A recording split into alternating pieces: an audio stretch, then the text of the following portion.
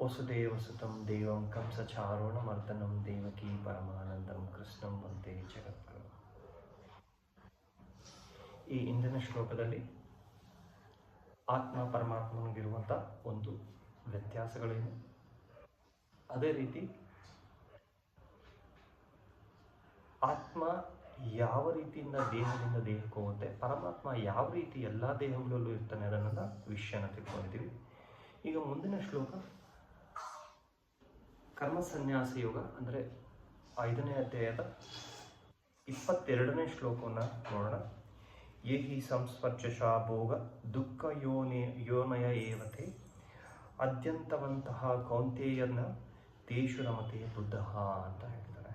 ಅಂದರೆ ವಿಷಯೇಂದ್ರಿಯಗಳು ಅಂದರೆ ಎಕ್ಸ್ಟರ್ನಲ್ ವರ್ಲ್ಡಲ್ಲಿ ನಾವು ಬೇರೆ ಬೇರೆ ವಿಷಯಗಳೇನು ಬರುತ್ತೆ ಅವುಗಳ ಸಂಪರ್ಕದಿಂದ ದುಃಖವನ್ನುಂಟು ಮಾಡೋದ್ರಿಂದ ವಿವೇಕಿಯಾದವನು ತೊಡಗುವುದಿಲ್ಲ. ಅಂದರೆ ಅದರ ಪ್ರಪಂಚದ ಐಹಿಕ ಜ್ಞಾನದಲ್ಲಿ ಅದರ ಬಗ್ಗೆ ತಿಳಿದಿರುವವನು, ಕೃಷ್ಣ ಪ್ರಜ್ಞೆ ಇರುವವನು ಐಹಿಕ ಪ್ರಪಂಚದ ವಿಷಯಗಳಲ್ಲಿ ತಾನು ತೊಡಗೋದಿಲ್ಲ ಅಂತ ಹೇಳ್ತಾರೆ.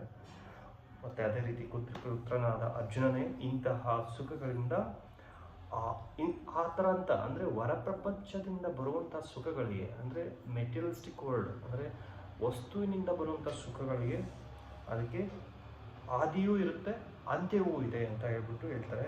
ಅದರಿಂದ ವಿವೇಕಿಯಾದವನು ಅವುಗಳಲ್ಲಿ ಯಾವುದೇ ರೀತಿಯಾದಂಥ ಸಂತೋಷವನ್ನು ಪಡೋದಿಲ್ಲ. ಅವನು ಅಂತಜ್ಞಾನದಿಂದ ಕೃಷ್ಣ ಪ್ರಜ್ಞೆಯಿಂದ ಸಂತೋಷದಲ್ಲಿರ್ತಾನೆ ಅಂತ ಹೇಳ್ತಾರೆ. ಇದರ ಬಗ್ಗೆ ಪದ್ಮಪುರಾಣದಲ್ಲಿ ಹೇಳ್ತಾರೆ, ರಮಂತೆ ಯೋಗಿನೋನಂತೆ ಸತ್ಯಾನಂದೇ ಚಿದಾತ್ಮನಿ ಇತಿ ರಾಮಪೌದೇನೌಸೌ ಪರಂ ಬ್ರಹ್ಮಾಭಿಧೀಯತೆ ಅಂತ ಹೇಳಿದ್ದಾರೆ.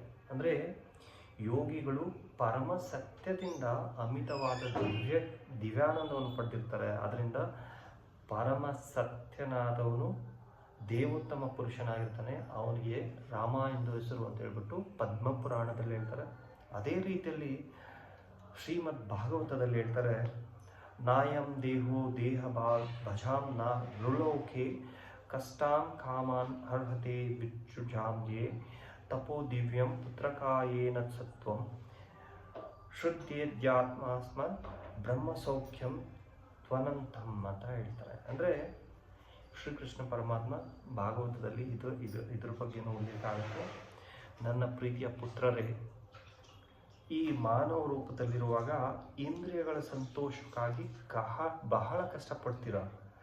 ಅದರ ಅವಶ್ಯಕತೆ ಇಲ್ಲ. ಮಲಭಕ್ಷಕಗಳು ಅಂದರೆ ಹಂದಿ ಅಂತ ಹೇಳ್ತಾರೆ, ಇಲ್ಲಿ ಮಲಭಕ್ಷಕಗಳು ಇಂತಹ ಸುಖವನ್ನು ಅನುಭವಿಸುತ್ತೆ. ಇದರ ಬದಲು ನೀವು ಈ ಜನ್ಮದಲ್ಲಿ ತಪಸ್ಸನ್ನು ಆಚರಿಸಬೇಕು. ಇದರಿಂದ ನಿಮ್ಮ ಅಸ್ತಿತ್ವವು ಪರಿಶುದ್ಧವಾಗುತ್ತದೆ. ಅಂದರೆ ಆತ್ಮ ಕರ್ಮ ಫಲಗಳು ಪರಿಶುದ್ಧ ಆಗುತ್ತೆ. ಇದರ ಫಲವಾಗಿ ನೀವು ಅನಂತವಾದ ದಿವ್ಯ ಜ್ಞಾನವನ್ನು ಸವಿಯುತ್ತೀರಾ ಅಂತ. ಅಂದರೆ ಆಂತರಿಕವಾಗಿ ಅತಿ ಸಂತೋಷವಾಗಿರ್ತೀರ. ನೀವು ಐಹಿಕ ಪ್ರಪಂಚದ ಯಾವುದೇ ವಸ್ತುಗಳಿಗೆ ಅಟ್ಯಾಚ್ ಆಗಬೇಡಿ, ಯಾವುದೇ ವಸ್ತುಗಳ ಜೊತೆಗೆ ಒಡನಾಟ ಮಾಡ್ದಂಗೆ ಅಂತರ್ಜ್ಞಾನವನ್ನು ಕೃಷ್ಣ ಪ್ರಜ್ಞೆಯನ್ನು ನೀವು ಬೆಳೆಸಲಿಕ್ಕೆ ಒಂದು ಪ್ರಯತ್ನ ಮಾಡಿ. ಬ್ರಹ್ಮನ ಒಂದು ಜ್ಞಾನವನ್ನು ಪಡೀಲಿಕ್ಕೆ, ಕೃಷ್ಣ ಪ್ರಜ್ಞೆಯನ್ನು ಪಡೀಲಿಕ್ಕೆ ನೀವು ಒಂದು ನಿಮ್ಮ ಯೋಚನಾ ಶಕ್ತಿ ಅದರ ಮೇಲೆ ಇರಲಿ.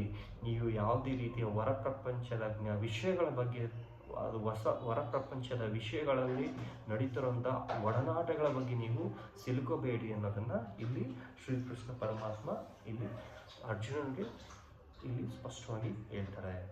ಮತ್ತಷ್ಟು ವಿಷಯವನ್ನು ಮುಂದಿನ ಶ್ಲೋಕದಲ್ಲಿ ತಿಳ್ಕೊಳ್ಳೋಣ. ಶ್ರೀಕೃಷ್ಣ ನಮಸ್ತು. ಹರಿ ಓಂ ತತ್ಸತ್.